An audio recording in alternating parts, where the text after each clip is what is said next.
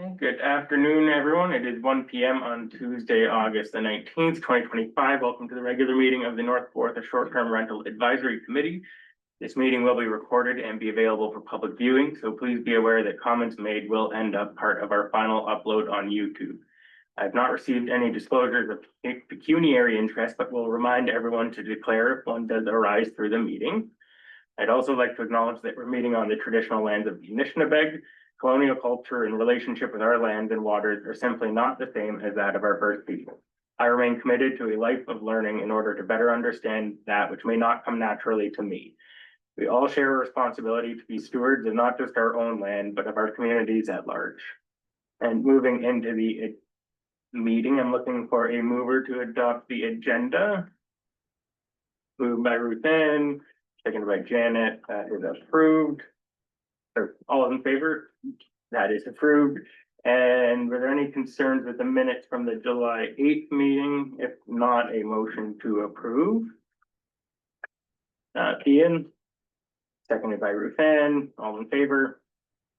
That is carried. And as we did try to reach out and collect any deputations from the public at this meeting, we'll move right into our deputations. So I'd like to welcome Molly Moldovan.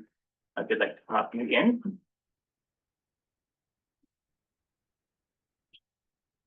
Welcome.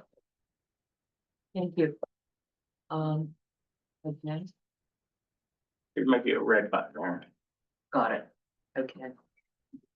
So it's been a while since I've attended a meeting. I came here today to remind the committee of concerns and issues that relate specifically to STRs on smaller lakes, such as Talon Lake, where 5 of the 23 homes and cottages are STRs, 3 of which are advertised as sleeping between 12 and 20 occupants. Full-time residents of small lakes have no escape from non-stop intrusive noise, even during hours when some noise is permitted. I came here to discuss yet again the necessity of licensing, regulation of density, zoning requirements, inspections, and bylaw enforcement. I find myself concerned by the recommendations that have been produced so far by the committee. After more than a year of meetings, we're still not looking at a system of licensing and regulation. The delay of that action until possibly 2028 is really concerning. Given current zoning, would council approve construction of a hotel on the shores of Talon Lake? Would council give that hotel an encroachment agreement to build a dock on the road allowance for Talon Lake Road? If not, why would council allow these businesses to continue operation without oversight? I want to clarify that my remarks pertain to actual businesses, absentee owners who never occupy the premises, but have purchased the properties for the purpose of profiting.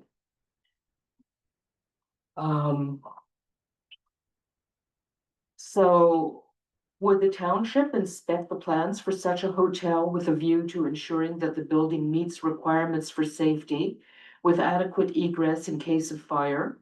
If yes, why would it not be equally important to inspect these newly minted STRs to ensure that storage rooms and windowless basement areas are not being used as bedrooms? Would the township ensure that the septic system is adequate for the number of occupants of a hotel? How exactly does the township plan to apply or enforce current bylaws on these STRs? The stages that were recommended, education and the good neighbor guide, we do not know who our neighbors are. There is no recognition that many STRs are full-time businesses with absentee owners. The idea of a good neighbor package having any sway is laughable. Enhanced bylaw enforcement for existing bylaws using existing resources. How exactly? What resources do we have available to respond to ratepayer concerns for STRs? Resident ratepayers are reluctant to involve law enforcement for noise complaints for a variety of reasons. It would feel like an escalation of something that should be handled by North Kawartha staff. On a small lake, it would be very obvious who the complainants are, and that is not a comfortable situation. Budget considerations for the additional enforcement and further consider a 24-hour reporting system. A 24-hour reporting system is vital, as is a system put in place for enforcement or response to the complaints. A follow-up public survey. My thought is that sending the survey out with the tax bills would be the way to go. I think the previous survey most likely did not reach enough people and did not reach the demographic that might actually have a strong opinion. Not everybody is online, not everybody is comfortable with online surveys. I really don't have a lot more to say. I've raised these issues before, and another summer is mostly over. And I'm still surrounded by STRs that are producing an unacceptable level of noise on a daily basis. And it's not merely weekends now, it's 7 days a week because August. So that's it. I wanted to go on record again. Any questions from the committee of Molly? If not, a motion to receive her presentation.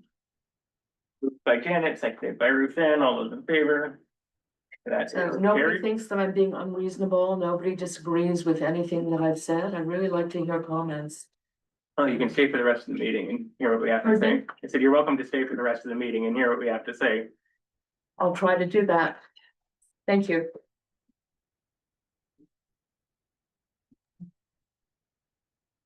Okay. And it'll be technically be 3 minutes early, but I see John has his camera on. John, are you, or so first off, I'd like to welcome John Lovatsis. Thank you for coming and presenting again to the committee here.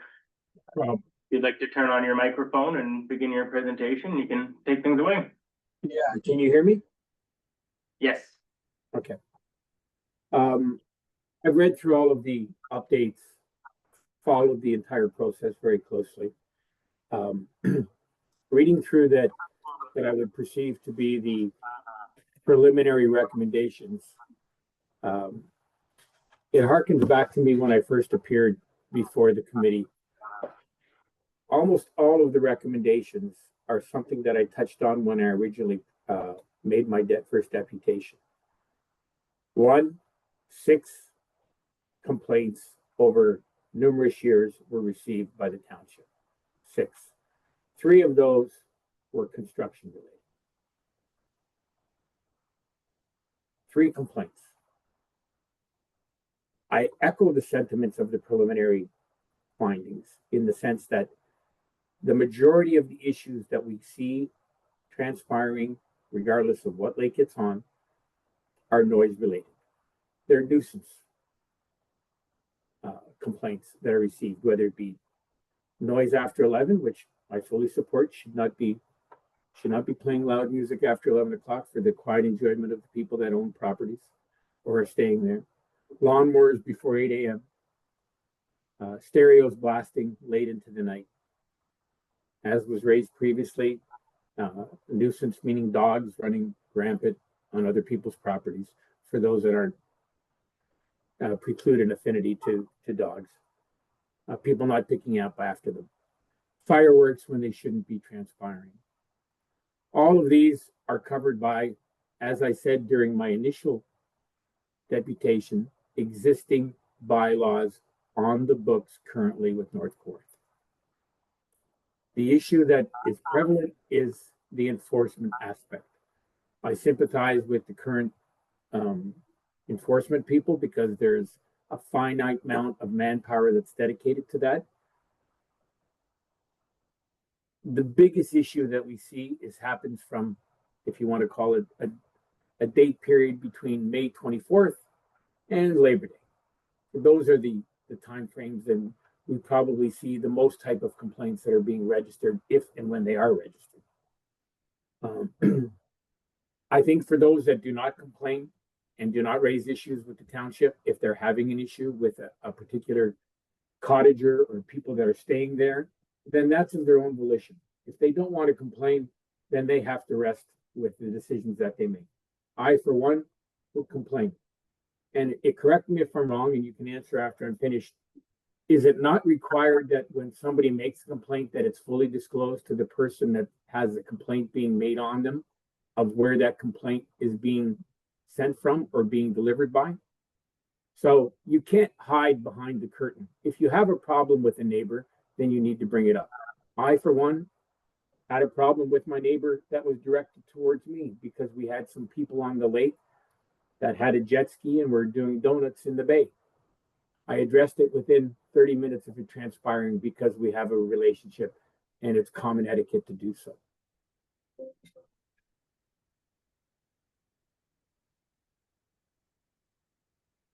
I think to a large degree, I've watched and listened to this committee go through the motions of trying to explore everything that's possible. I think this could have been a lot quicker process.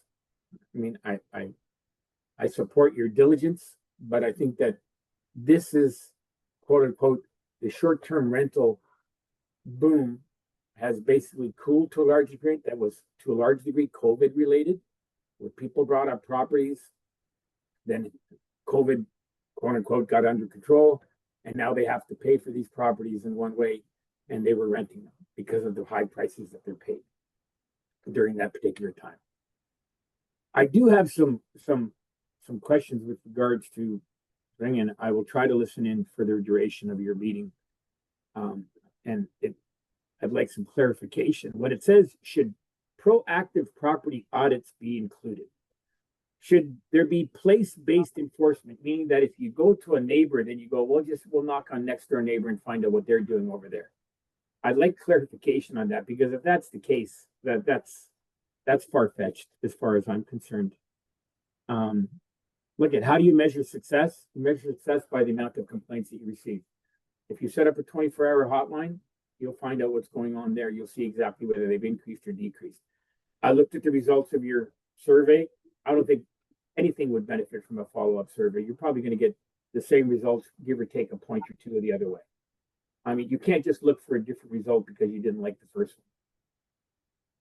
As far as those that are experiencing the type of issues that the previous deputation exhibited, then if this so-called ghost hotel exists and they are having storage rooms as bedrooms, then pay them a visit. Do the enforcement. I mean, I sympathize. I've heard Matt speak about it in terms of how complaints are dealt with, and there's nothing wrong with what he said. It's fully transparent and to the point, but it becomes a manpower issue.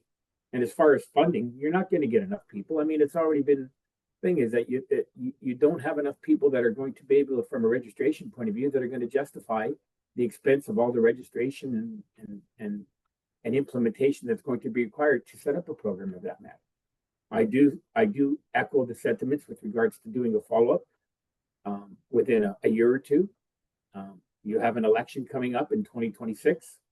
Let the council there decide how to move forward with this particular issue, and they can be the ones that move forward with whether or not a recommendation to move to the next step or something of a different nature after you've had a time frame to look at what the results are of, let's say, a good neighbor package. I mean, I suggested at the very first meeting that you run a pilot project and have those that do rent within the North Kawartha community provide you with a pilot so that you know where they are and whether or not you're having issues. And how do we know that this is just issues that reside with short-term rentals? How do we know that the noise and the complaints aren't coming from people that actually just don't rent their properties and are just cottagers that cause these issues to others? So it's a whole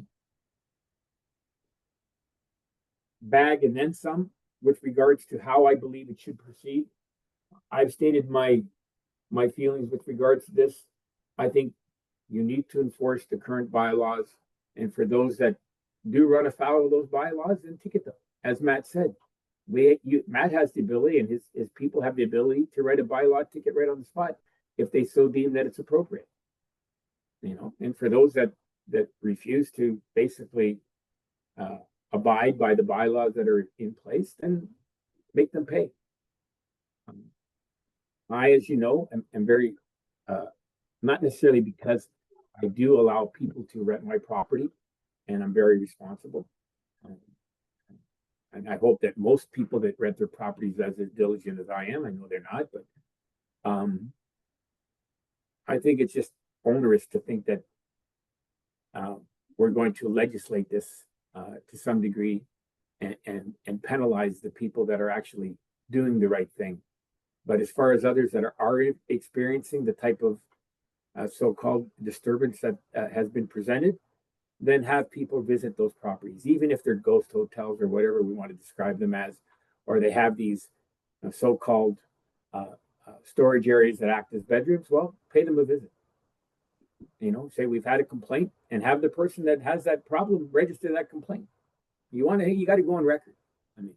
I know I would, but that's just me. So I support a lot of the recommendations that you have with regards to going forward. I just think that the biggest thing you have to have here is that enforce the current bylaws as they're written. I don't think you'd have to strengthen them. You just have to enforce them as they are. That's the impetus. Is that if we're not enforcing them, then people are going to think, well, I don't have to worry about it. I'm never going to get fined. So, if you want to develop something once, twice, 3 strikes, you're out. Make it a progressive fine. First time it's this, second time it's this, third time it's that. So that's about all I have to say. I'll listen into thing. Hopefully you can answer some of the questions that I asked with regards to augmented enforcement that you have on your addendum here. And thank you for allowing me to speak. And thank you for all you guys have done. I have not agreed with a lot of things that have been said, but I do echo your commitment to participating, and for that you should be committed. Thank you. Thank you very much, John. Any members have questions for John based on his presentation? Janet? Thanks, and thanks for your deputation, and also thanks to Molly for her deputation. Wondering how you would respond to the bylaw of not having a commercial lease on a residential property. What do you mean by a commercial lease, Janet? I don't quite follow. A rental on a residential property. How would I respond of not having a? Are you saying Yeah. if a bylaw was in place? Yeah, because you're saying that we could do this and enforce this through current bylaws. And one of the current bylaws is not to have commercial transactions on a residential property. I wish you luck with that. That's fine. I think that's foolish. I think you're infringing on a person's right of ownership, but that's fine. That's your personal decision. That's the way you want to recommend. Go ahead. But I think it's already been stated that the purpose of this is not to regulate short-term rentals or outlaw them because of the economic benefit they bring to the community. And basically you're putting a restriction on a private piece of property. So, that's fine. If that's a recommendation you want to make, that's fine. I'll be there to dispute it, and I'm sure many would. So, that's strictly up to you guys to decide how you want to go forward with recommendations. That's not my understanding of what was placed before you when this committee was formed. Would you not say that septic, other bylaws are also a restriction on a private piece of property, following your logic? Yeah, well, my septic follows that logic. I know what my septic is, and I'm sure a lot of property owners know as well. But inspection would be a violation of a private property? Why would somebody want to inspect my property as it is right now? For what reason? And as it relates to septic. the bylaws are in effect in order to inspect. So I'm just trying to understand your logic about going through the current bylaws, including all the bylaws. Look, if you listen very closely, what I said was the current bylaws that as they apply are all of the issues that are being brought forward and any complaints that were brought forward are based on nuisance violations, noise, dogs, etc., etc. Those are where the current bylaws need to be enforced. That's where the biggest problem is within the community. I mean, it was provided in the survey. I mean, if you looked at the amount, I think of the percentage wise, the biggest issue was noise, was it not? I mean, I think people said something about garbage, but we had Gary Giraldi come present before the committee, and he said that problem was non-existent, that garbage was not an issue. Correct me if I'm wrong. Thanks. Was that not true? Is that not Just true? want to understand some bylaws, yes, others no. Okay, thanks. No, that's not what I said, but that's fine. Okay. Any further questions? Scott, Shane? Just one comment, if I might. Absolutely. First of all, thank you to both who presented deputations today. Again, we've heard from you folks before and you're committed enough to be back here again. Thank you very much for that. Just wanted to address the comments around the timing of this and some frustration that I'm hearing in both deputations that this has taken far too long to do. 12 months ago, I probably would have agreed with you, but it's incumbent on this committee to investigate and research, talk about, and just figure out the logistics of all of the things that have been done basically in this province by municipalities to regulate short-term rentals or to deal with some of the issues.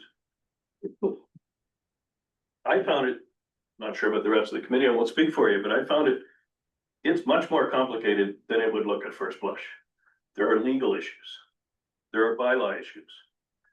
There are court decisions that have been made in other municipalities regarding licensing and bylaws and zoning issues that have formed precedent law that will also affect and inform any recommendations that we make. There are some townships who have done nothing. And there are some who have gone to a full licensing regime, but now can't pay for it. They can't fund it. So there's all of that and everything in between that we've had to take a look at it. And I think it's incumbent on this group to make sure that we take a good look at all of that, which takes some time, in order to inform workable, realistic, and good recommendations to council around this whole issue. So did it take a long time? Sure did.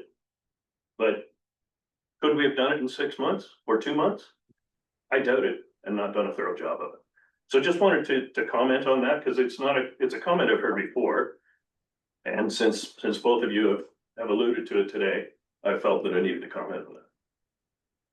Cool. Thank you. The other thing that I will add is, having looked at other municipalities that have gone through the process, almost every one that was towards the beginning of the short-term rental boom has had to do a significant correction. So we're looking at the present policy, but we're also having to take a look at the background, see where they started, how it was changed, why it had to be changed, whether it was enforcement amounts weren't enough to actually get action. So there's, I'm glad that we're moving into the final decisions, but it's almost an unlimited amount of information if you wanted to take a look at everything that you could with regards to short-term rental. And as long as the comment's directed towards the committee and not the presenter, I will let you make a comment, Molly.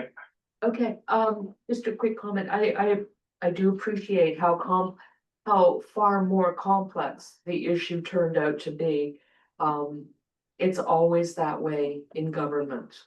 Governing anything is very tangled and complex and encompasses far more than is visible at the surface. But I also want to ensure that the topic of small lakes is treated as a separate entity, because the issues are different from on larger lakes. And that's why I'm here. Yes, actually, the first thing that I have beside your name on our agenda here is density in capital letters with a star on it, so it was made aware, you've made it aware in the past, but I am certainly know that that's like a major concern of yours, and even the title of your presentation today was rental density, so. It just feels as though I can't emphasize it enough. I understand. So if there's no further discussion, then a motion to receive the presentation from John. Thanks. There we are. That is moved by Ruth Ann, seconded by Ian. All those in favor? Right. And actually, I do see members of the public here, so we try to keep things fairly casual as it's committee instead of council. So if you do want to add any comments at this point, you're more than welcome to just add a line or two, but totally up to yourself. I think we're comfortable right now. Yeah. We're here to learn and see what's going on, so I appreciate the opportunity. Okay, so we'll be moving right into business.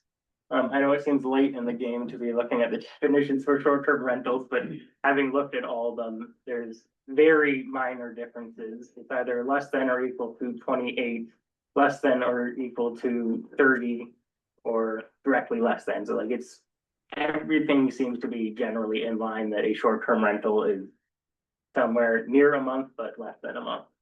But and any preferences between the two definitions, any sort of logic behind picking one or the other? We just need to get something nailed down here. But Well, I personally, I thought the Kawartha Lakes one was plain language, simple, clear enough for our purposes. The second one seems pretty legalistic and bureaucratic and perhaps open to more interpretation simply because it's got more specifics, so I like the Kawartha Lakes. Any preference on length of 20 is fine. and again, I don't know that it's getting minor, but these are things we have to nail down. Is it less than or equal to 28 or 28, less than 28? 28 or less. 28 or less, okay. Yeah, that's 4 weeks. Should be 28. Okay, so Connie, would you be able to bring back for the next meeting a draft definition for specific to North Kawartha based on the city of Kawartha Lakes definition and the desire of the committee for less than or equal to 28 days to be the period? Yeah. Connie? Yes, I could. Does committee want a motion to direct staff to that effect? Yes, if you have one ready.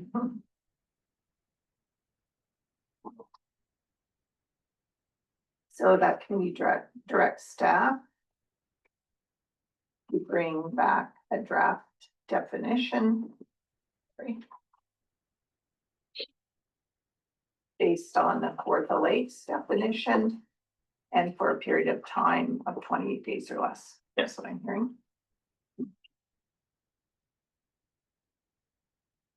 Do we want to make that motion?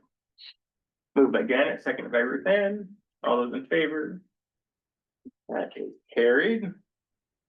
Moving into the staff report. I think the original report was done by Connie and Matt's here for verbal updates. I'm not sure who wants to begin the process. Connie? I can add a little bit to that report. So essentially it is the report that came forward in November 2024, just to bring that to the, as a reminder really for the process. I did do some investigation surrounding the financial aspect of it and connected with some other municipalities, but I haven't received back much information on that at this point. As far as, you know, what revenues they may have brought in, what it has cost them. What they have said is typically there is that cost for a hearing officer, but they have not proceeded to any hearings as yet. So I may be able to bring back to a future meeting a little more information. They just haven't had a chance to compile it. So and it's dependent on various things, whether it's a digital process or a paper ticket process. So I was finding there was quite a few aspects to that. But I think maybe, from Matt's point of view, he may be able to shed a little more light on that. I put the report together, but it's more related to his area of law enforcement. And, yeah, That question probably might be for both Connie and Matt. My sense is that the standard of proof to issue an AMPS ticket is quite a bit lower than the standard of proof that staff would require to carry forward under the Provincial Offences Act. In other words, it's not only a streamlined financial process, but it's just simpler to implement because you don't require as much evidence, proof. You're not anticipating going to court, so you don't need that level of proof. It just would be a streamlining of your ability to get some action on the ground. Am I correct? I would say no, that'd be the same evidence that I'd be looking for, you know. I would have to feel comfortable, in issuing a, penalty. The same as what I would be as if I was issuing a provincial offense notice, and going to court. There shouldn't be any difference between, the amount of evidence required in each of those. Okay, thanks, Matt. for the questions about AMPS or the process. I can start, Connie, if you are able to comment. I know that the county and city have gone together with sort of a joint project. And I'm sure there's lots of successes, but are there any difficulties that they've encountered, that we'd be able to learn from? Just, I guess, on a high level, the county did make that request for a bit of a task force with the other municipalities. And I think the main purpose was to find any ways that, we could work together or save costs, because it had been quite expensive for them. And it was, a new approach working with the city. It was costing quite a lot of money, and I don't believe they were really collecting revenues for it. And they don't have the number of bylaws to enforce that we would, mainly parking.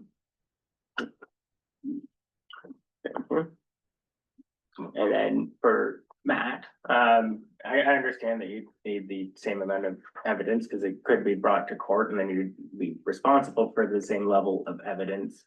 But if you sort of had a flow chart of both going through a provincial offenses program and if we had AMP, like where do the differences really flesh out? Is it just we'd be able to collect on money quicker, or how would it be a different process doing the same bylaw enforcement under those two different programs? The AMPS program would be a cheaper route for the township to go through. If we're going through the provincial court system, there's lawyers involved, and it gets very expensive quickly. It's also streamlined. It's a quicker process than waiting for a court date. That can be anywhere from 2 months to 6 months or more down the road, through the provincial courts. So AMPS, it can be handled in-house, and a quicker process than going through the provincial system. Okay. So just a little bit more efficient. And if I may, one thing to add to that is if they don't pay the fines, it can be added to municipal taxes as well. Okay.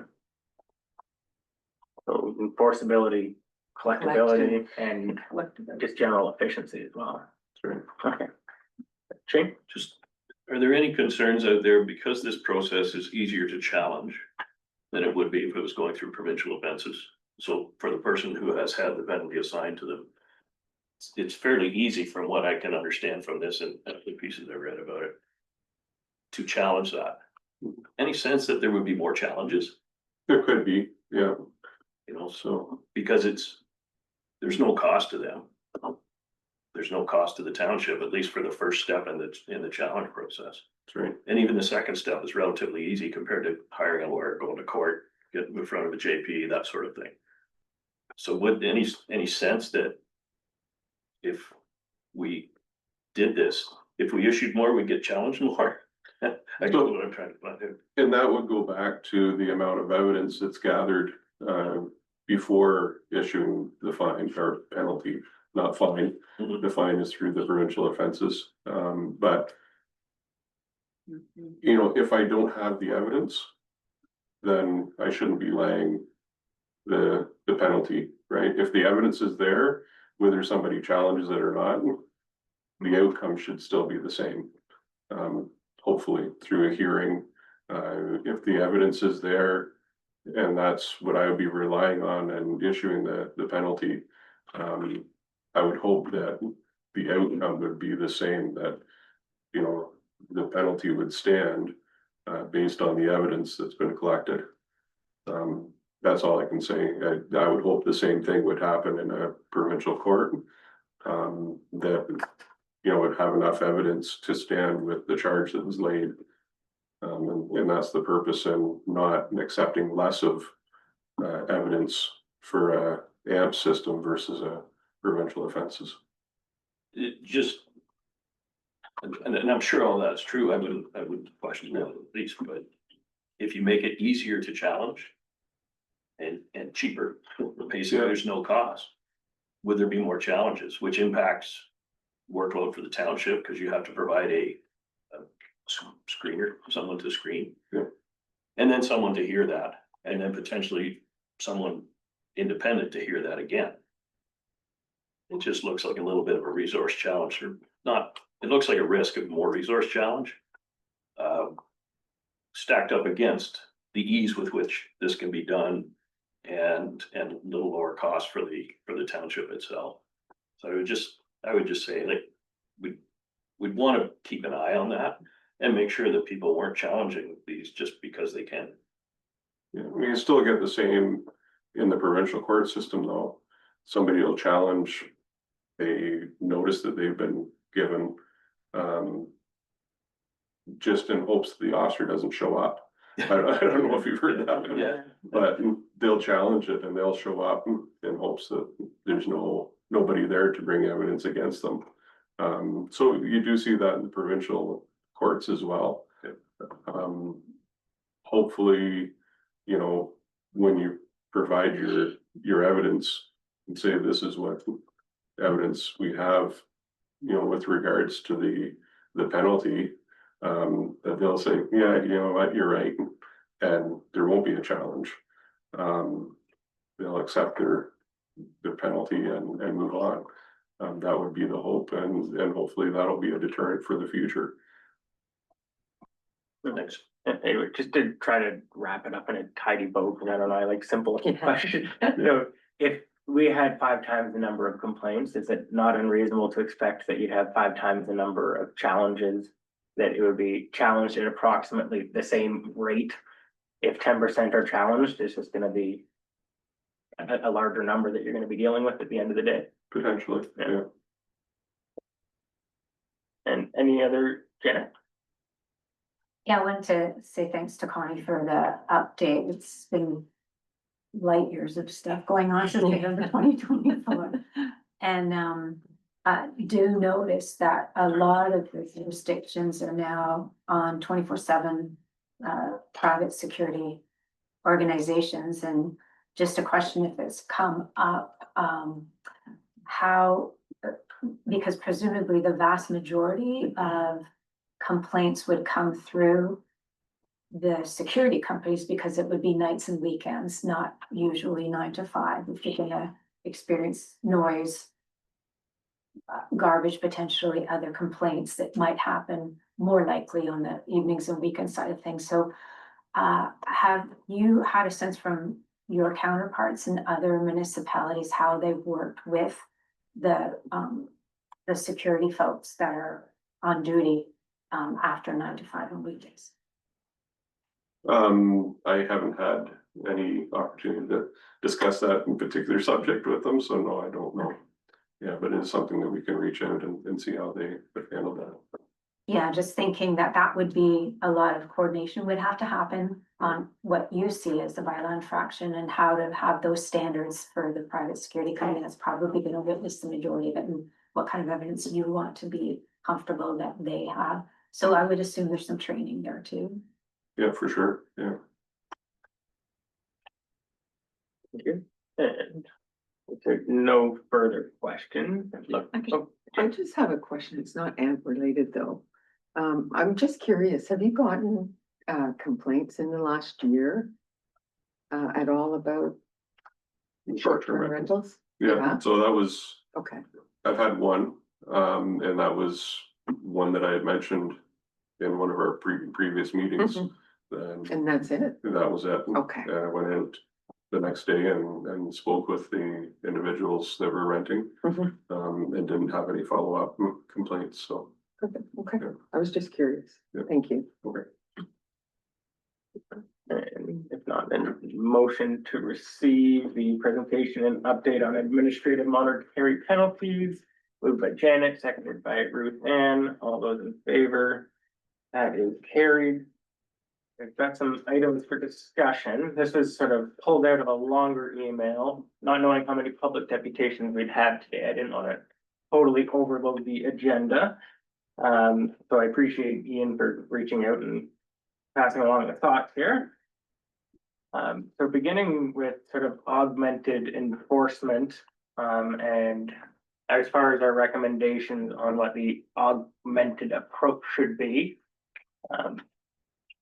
Thoughts of how we should sort of introduce that and then potential steps to be moving forward. Looking for thoughts of the committee. I'm not sure, Ian, do you want to start? Sure. When I thought about recommendations, I think I said at the last meeting that I think it behooves the committee to provide some color or some flavor around these rather bald statements that in the worst case, committee makes these recommendations, council directs staff to develop an options package for implementation of the recommendations from the committee, which comes back to council for consideration. And the first thing the staff are gonna look for is, so what were they getting at? What did they mean by augmented enforcement? So in my mind, that's where this committee could spend some time providing some flavor or color around some of these to help guide staff in their efforts to develop the implementation plan. So that's the genesis for these. And so I literally thought, well, if I was in Matt's chair, what would help me figure out how to tell council, here's what it's gonna take.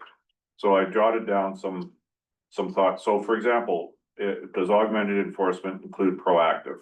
Well, I think it should, but that's for discussion. So we've heard Talon Lake has a problem. Do we need, the level of proof that Matt's requiring for provincial offenses for staff to go out to Talon Lake 3 times over the summer and knock on some doors?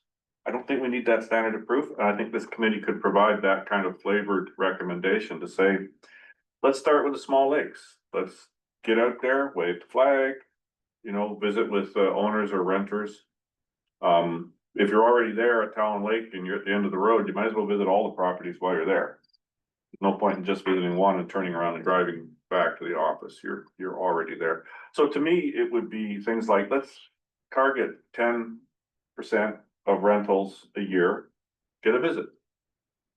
Then council can tell the public that they've made, in addition to, the rest of the recommendations, and in addition to responding to complaints from the 24/7 hotline, we've proactively gone out and tried to address some of the issues. And here's our report card, which comes down to the second part, was how would we know that it's working?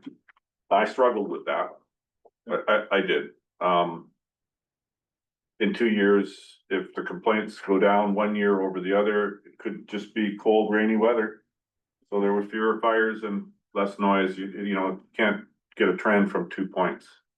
So I struggled with how do we know it's working, but I think this committee could provide staff some direction so that they would be able to respond to council's ultimate request for how many resources is this gonna take? Do we want to take on 25 properties a year as a target? And do we want to report to the public that we did 25 properties? So that's some of the background for some of these musings that you see on the agenda item B3. Yeah, no, that's very good. And actually, just before we move into more conversation, the one thing I want to double check with Matt would be if we incorporate it into a licensing bylaw or something similar, are you then able to proactively enter somebody's property? As it stands right now, I don't think you'd have the right to just randomly inspect somebody unless it was done with the permission of the license. So that would be something I'd want to get a legal opinion on. The reason for saying that is right now, for me to enter somebody's property, I need to have reasonable and probable grounds that there's been an offense that's taken place.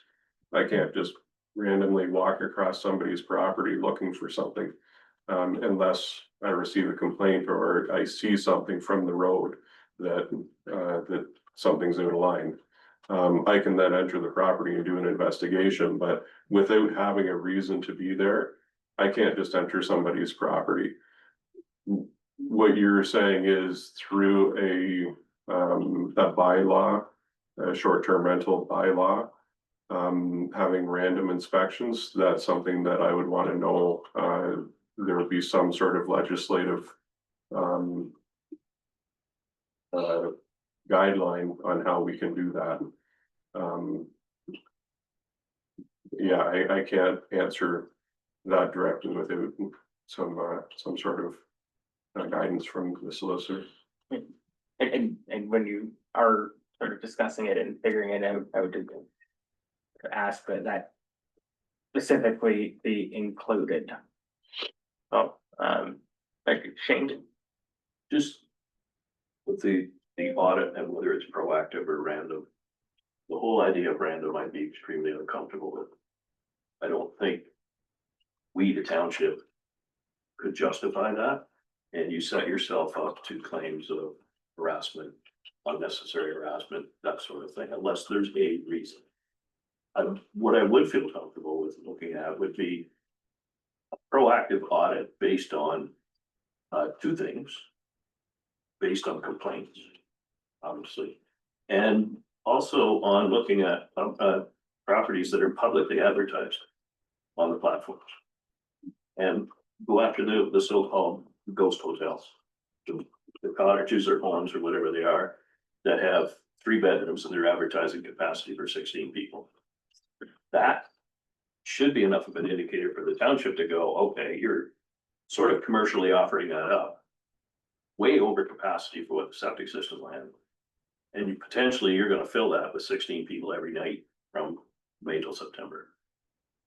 That, to me, should be enough reason for the township to at least pick up the phone to the owner and go, have a little conversation with them. But random, no. And as far as going to smaller lakes versus bigger ones, not sure I'm comfortable with doing that. I don't dispute there's a problem on the smaller lakes. I'm worried again about concentrating in one geographic area where another lake, there may be properties that are getting away with all kinds of things. And yet we're not looking at that. We're looking over here. If you can't apply this at least somewhat equitably across the board, I think that opens up, at least some room for criticism at best. And you go back to that sort of thing, well, you're harassing me and you're not doing anything about the guy over in Anstruther Lake that's running.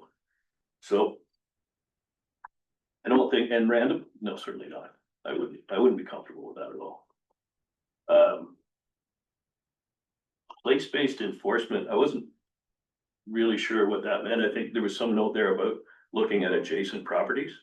Again, I'm not comfortable with that unless there's a reason. There's been a complaint, or it's, again, like a ghost hotel has been advertising with the, flagrant disregard for septic capacity, that sort of thing. That's all I would say.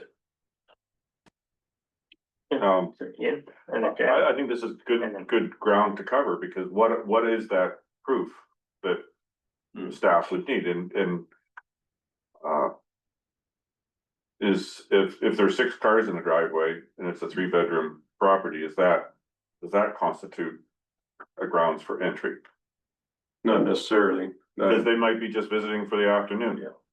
But if there's still 6 cars there the next morning, then there's been at least, in all likelihood, 12 people stay over in a 3-bedroom. Again, not necessarily. There could be one person per car.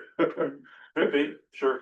But I think, you know, I hear you on random, but what are some of the things that would trigger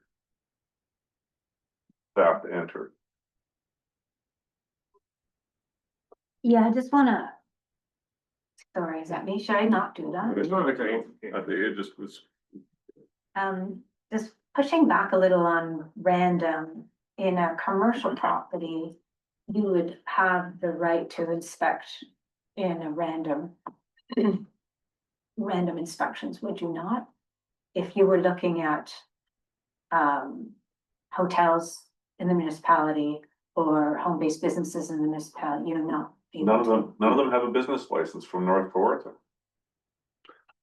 So, yeah, so what would be my reason for being there to do an inspection? The fire department does have, inspections that they do. From a building code point of view, I don't have the authority to go in and randomly inspect even commercial properties to ensure compliance with the building code. Unless there's a, not just building code, but bylaw, unless there's a reason for me to be there.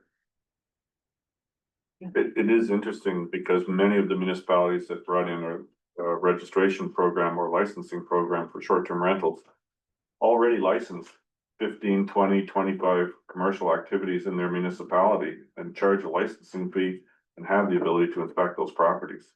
But that's not the case in North Kawartha. So it takes one leg out of that tripod and everything falls down.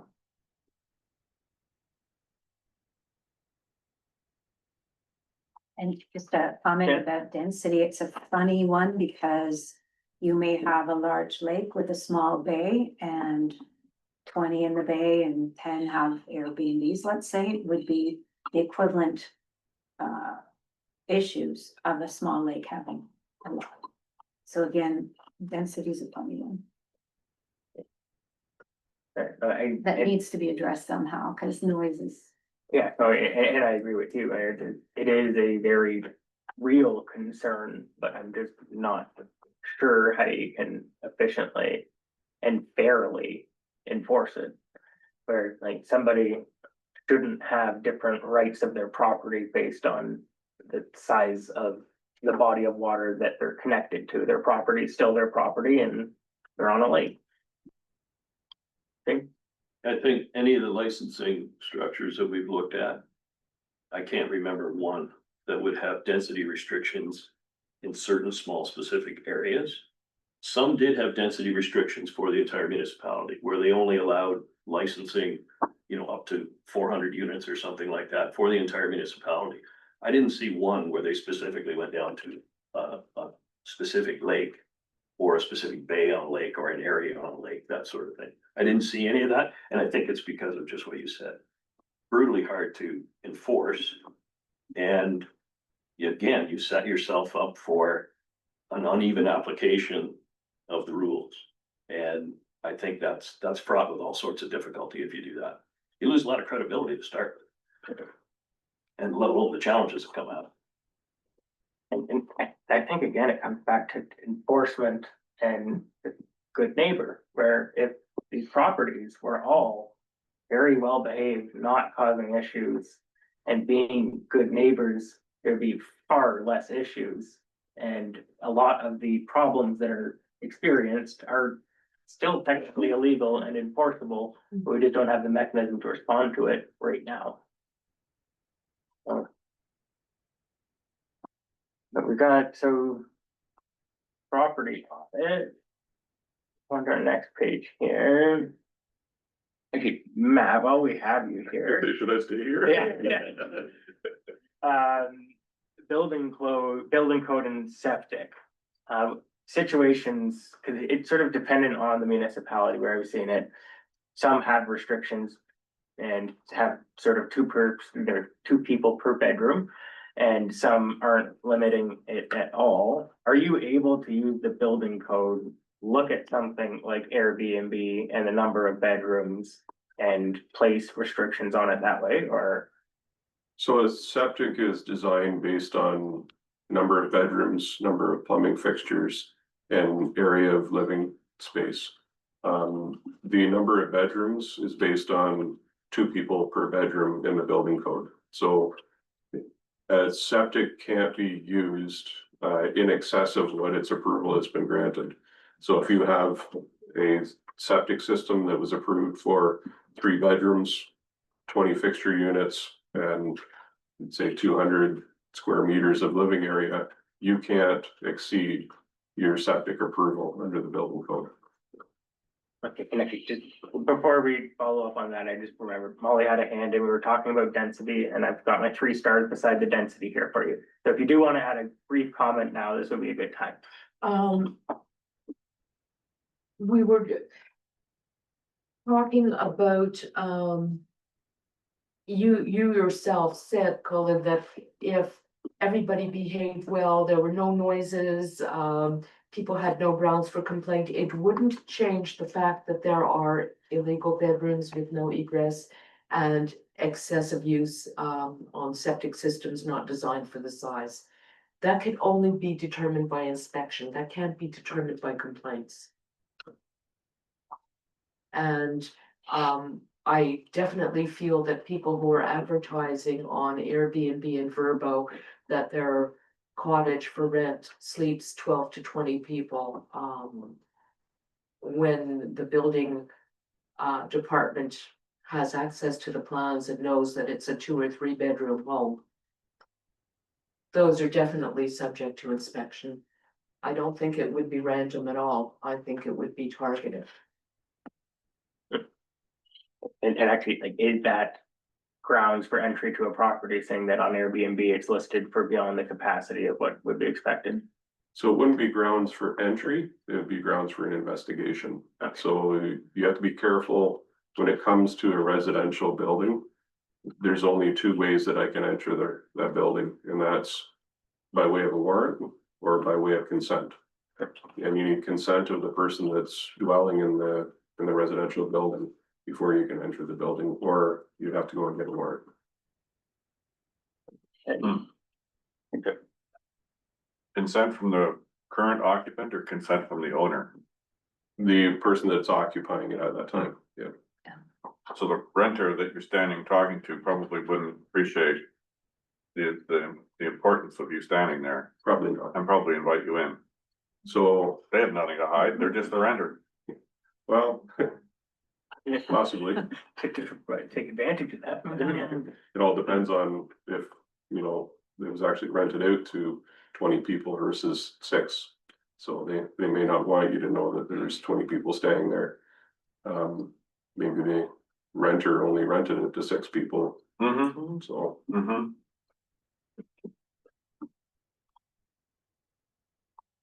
I thought I saw hands just a second ago. So perhaps I'll circle back. I think I personally would like us to spend some time putting some flavor around some of these recommendations. We've narrowed down the augmented enforcement quite a bit. Does the committee feel like they want to spend some time on some of the other stages and the recommendations at future meetings and try and provide some color so that when Matt's asked for his implementation plan, he's got a little bit of color from this committee?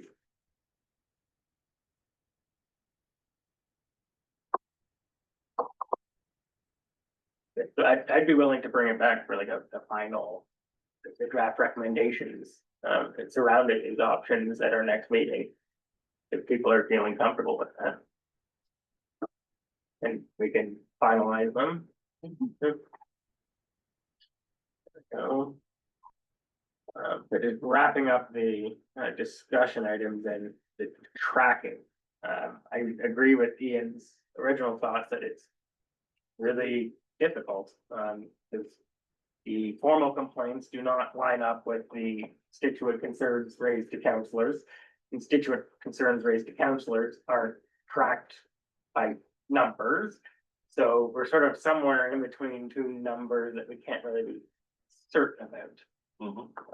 And trying to find our successes. How can we measure it and report back to the public that this has been working? This sounds paradoxical, but is it not, we could see things are working as we're actually measuring the measurable now. And if there's an increase in violations, presumably the violations were there and not being tracked, and now they are being tracked. So an increase could be an indicator of success paradox. Yes. Jane? I think all of these things here, like if you do some auditing, some proactive auditing, if there's a way to do that.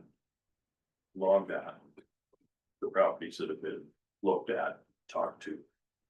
The complaints being logged, which I don't get a sense is happening all the time here, or not consistently, or not in a consistent place. You add that in. If a councillor receives a complaint from a constituent, that's a complaint. That should be logged as well, in the same place. So that we see that, we get a more accurate picture of what's happening out there, without having to do a survey every 6 months. And you use those as the indicators going forward. Hopefully, they will peak up and then start to drop off as some of the recommended actions are taken. And that's the way you would see success. But I think on complaints from people phoning into a 24-hour hotline or whatever, alone won't do it. And I don't think any sort of auditing process alone would do it. And, you know, even looking at the complaints that councillors get informally from their constituents, that won't do it either. I think that all has to be pulled centrally and all treated as if it was a complaint. And it's not a complaint log, it's an issue log at that point.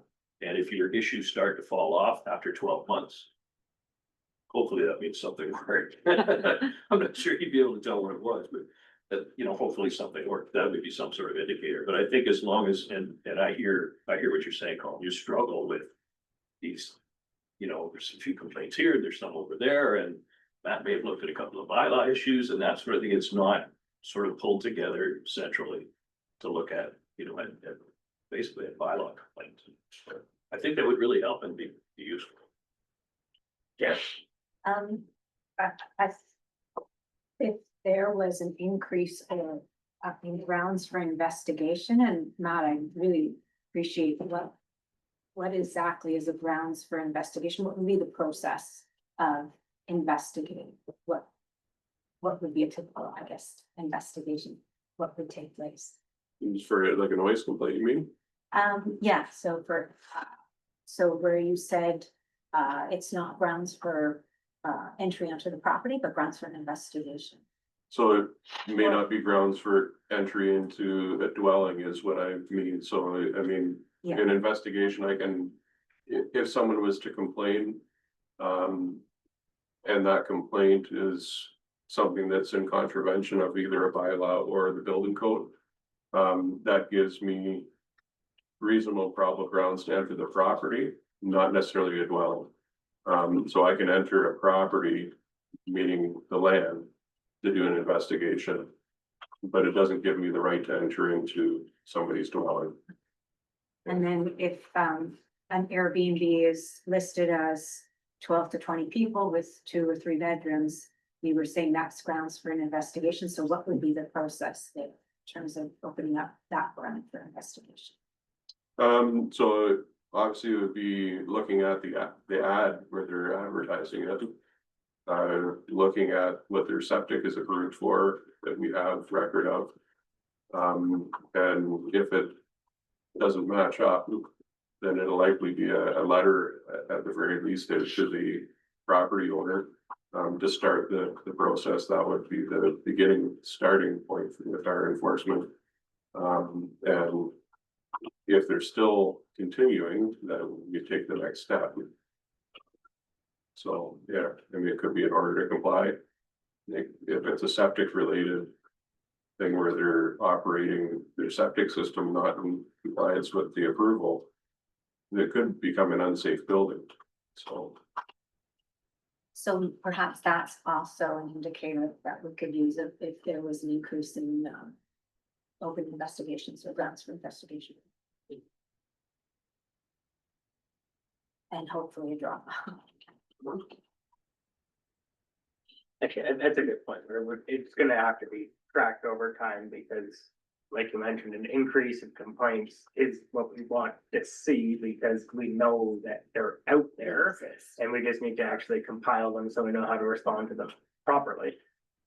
But like you said, towards the end there, we certainly hope that they're dropping off, which, being able to properly manage them. Yeah.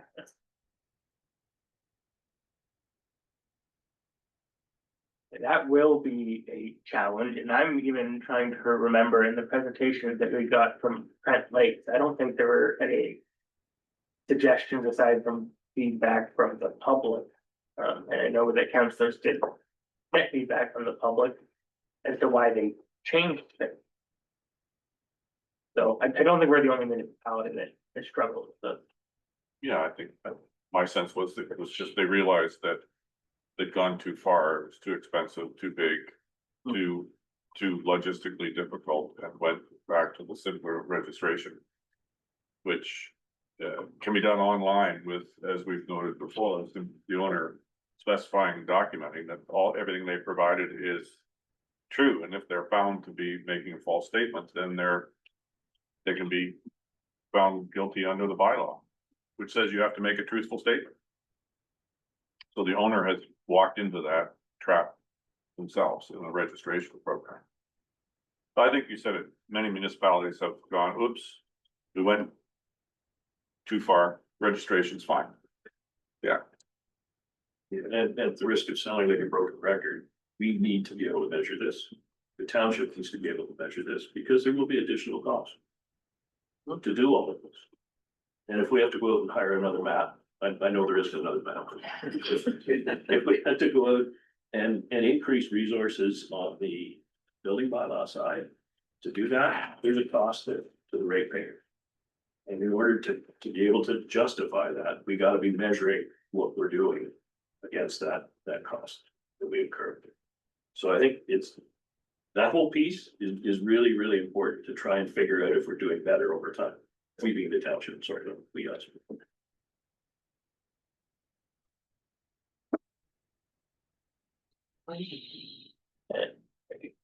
Further discussion? If not, I'm just trying to kind of give general notes of the conversation that we've had, just to be able to just trying to figure out what motion should we make on this. Yeah, so as far as the augmented enforcement, I did take some general notes. But I'm not sure if there's specific direction to staff on this, or if it's something that it was mentioned, I think, by Ian. He said, put more information around the recommended stages. So those stages were in the July 8th minutes, and that was stages 1 to 6. So I'm not sure if you were looking to enhance some of those or have a motion with direction for augmentation. Because that word itself was not in any of the stages, I don't believe. It did say at the end, there would be an evaluation period for each stage progression. The stages would be implemented as needed. That was notes from the last 7 minutes. So are we able to do motion to receive and have an item on the next agenda highlighting options for the committee to finalize stage recommendations? Or something with a little actual English, but containing those thoughts. Yeah, so what I heard was that committee received the discussion and include an item on the next agenda highlighting options for committee to finalize stage recommendations. Enforcement option. Somebody want to make that convoluted motion? Moved by Ruthann. Do we have a second? Sorry, And it can be amended too. Like, but if, and to argue against my previous argument, if we do that next meeting and we have 6 stages and we've got 6 more meetings to finalize 6 stages, we're at this forever. I'm wondering if there's an opportunity for us to do some preliminary work to flesh out those draft stages and then bring that forward as a more comprehensive draft that we can then discuss and pretty much finalize right at the table. It's difficult to do when we don't have too much to chew on. There's lots of discussion and that sort of thing, but that's what I'm struggling with now, is that we'll do this one at a time from now till, you know, another 5 months from now, and before we get to anything that's presentable. And I'm wondering if we can get ahead of that a little bit by doing something offline. Not in terms of discussion, but sort of putting together a document on each one of those stages, for instance, and bringing that forward as a more fleshed out document than to have a look at this meeting. Also gives the public a chance to see something that's a little more fleshed out, and there may be other, which may generate some more questions, may generate some more submissions too, I don't know. And before I go, Connie, are you able or willing to? Am I volunteering? Yeah, You're saying? yeah. And you certainly don't have to. Oh, no, I would like to, my September is totally messed up. I would be willing to take one of those pieces and try and flesh it out a little bit. I may not get everything that everybody has agreed on, but at least I can get it all into sort of one document and put that forward. Would that be okay? Yeah, and then if there's other thoughts that we thought were missed, we can just make the Yeah, at minor that point, tweaks to your document and then finalize it. And then you've got a draft recommendation that you can present. Yes, that's actually similar to what I was expecting would be coming forward, but I just didn't know how to word it correctly. But are you able to work with that, Connie? Yeah, if I could just add maybe some clarification, just from point of view, looking at these stages. For example, stage 1 says release the Good Neighbor Guide and Good Neighbor Package. And staff did do that, and you'll see a link on the bottom of your agenda that takes you to the web page and what has been released on the website for that. So we wanted that information to be available to committee.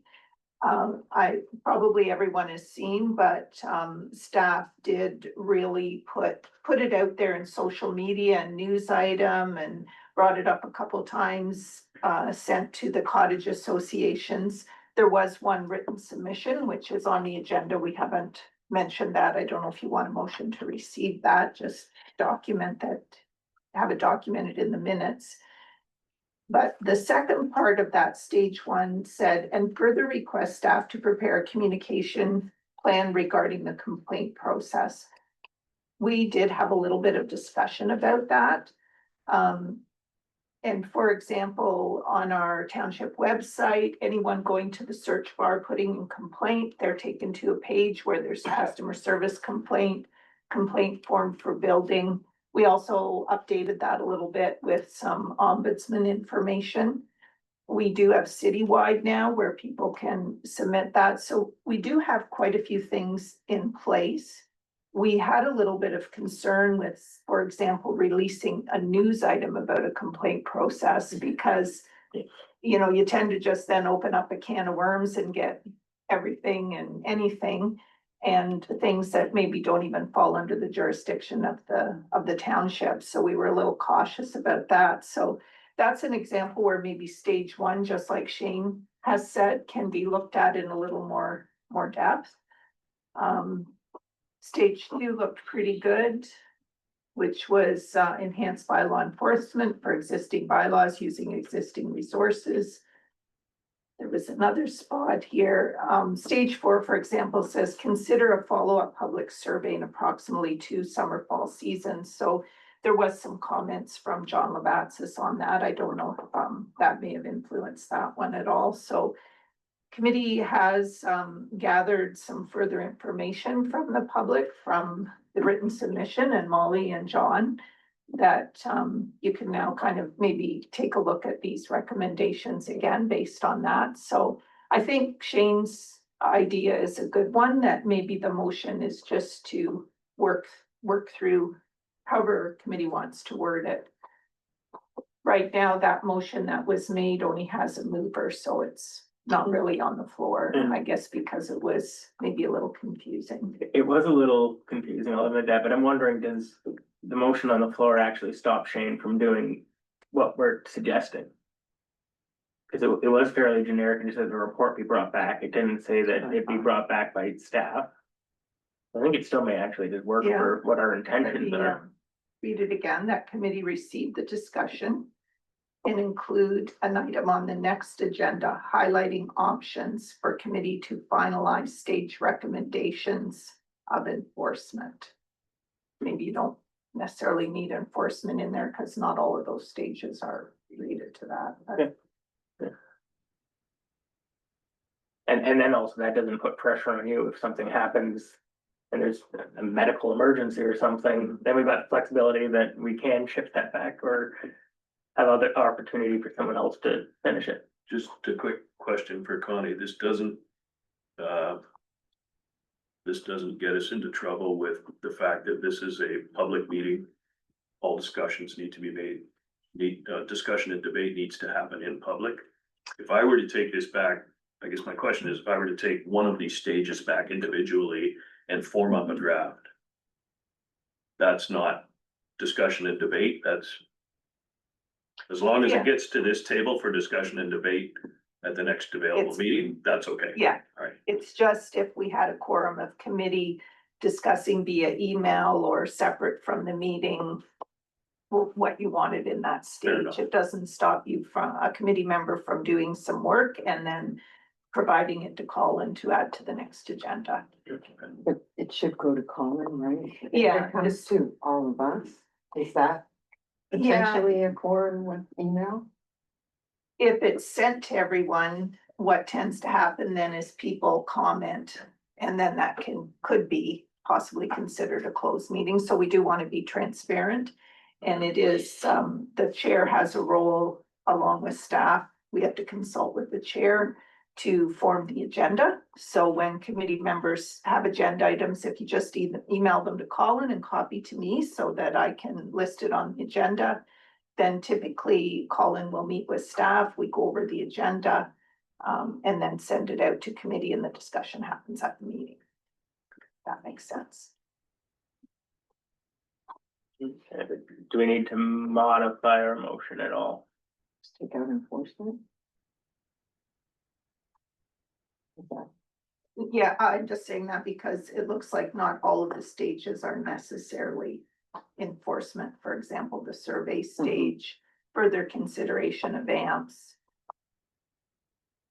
That's enforcement, registration, licensing, evaluation.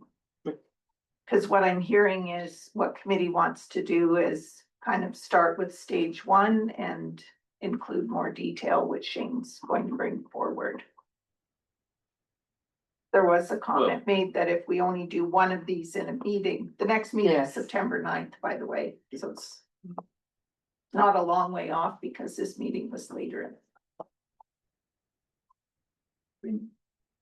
Taken as discrete pieces, if we decided to break it down this way, taken as discrete pieces, I mean, I'll take any one of them.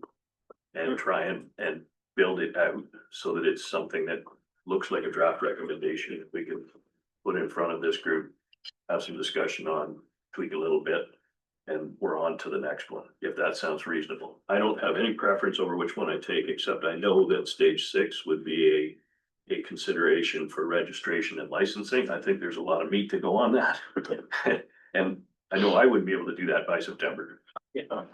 But any of the other ones, I think could probably put enough. I mean, for enhanced bylaw enforcement.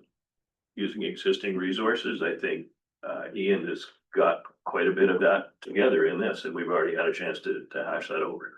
That works well, but I think we're gonna need to do a couple or three of those a meeting to be able to get where we need to be here, Mhm. if I could suggest that. I can take stage 2 and stage 3 and do some fleshing based on the conversation and send that around or back to Colin. Or you can send it around, just and then don't get into debate afterwards about it before coming to the meeting, but it can be sent through to the members. So everybody can have knowledge about it with lots of time to consider research. It would just be the follow-up debate that needs to happen in public. And some of these, in my mind, that have to be rewritten, because I don't think stage 4 is written as a recommendation, because having the word considered.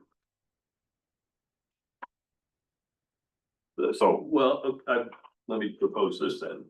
Stage 4 would be a follow-up public survey as a method of measurement, and then propose the other methods of measurement in that. Would that be helpful? yeah, I'm thinking that your idea of centralized reporting Something, yeah, along needs those to be lines. clearly, And some structure, a little bit of recommended structure around that, like getting another map. Yeah. Matt would like another Matt. Yeah. Getting some structure around that, would that be okay? I mean, I would be willing to take a stab at stage 4. Okay. If that's agreeable to everyone.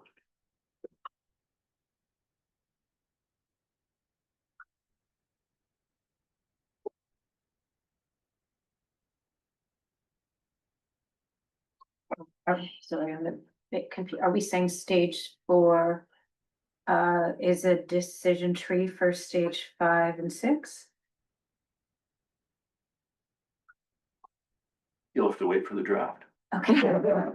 Okay, sorry. I'm just thinking about the workflow for. I mean, I think that's the way it's gonna fall out, but I don't wanna sort of presuppose that until we start to put them. I'm pretty sure you're right. You're in the right direction, sir. and I think, as Connie stated, stage 1 has been largely delivered by Yeah. staff. Yeah. So this could be rewritten to reflect that it's done. Here's what was done. And put a big green check mark next to it. Big one. So staff could work on just amending stage 1's description. Making it current. Say I can even take one, that's something I've got time for. I can rewrite 1, we've got 2 and 3, we've got 4, and then follow up decisions afterward. And I still think that confusing general motion covers all of that and gives us all the freedom that we need to be able to complete that. So if somebody is going to second that, or if Sure. you're seconded by Ian, all those in favor? That is carried. We have no businesses arising from notices of motion, correspondence, closed meeting, or bylaws. I jump ahead to the date, time, and location of next meetings. We've already nailed off a few things that we're going to discuss, but particularly thinking back to 1 o'clock and 1:15 with our deputations. I think we've got a general idea of our thoughts on density and that it would be something that would be, it is an important consideration, but can't be just done willy-nilly. So bringing back something, finalizing density so we can make a final recommendation on it. And that gives some time to investigate if other municipalities have been able to successfully implement something or how they managed it without including it in the bylaw itself. That's something that I think we can finalize on the next one. But anything that came up in discussion that members are really wanting to see discussed in September? Just that I'll have, August the 30th, I think it is. I'll be talking to the Anstruther Lake Cottagers Association. So there'll be some sort of report back from that. There may be, once you sort of jog people like that, sometimes there's a little more outside submission as well. So there may be some other pieces there that are relevant. Then I would look for a motion to adjourn. Yeah. Moved by Shane, seconded by Ruth Ann, all those in favor, that is carried.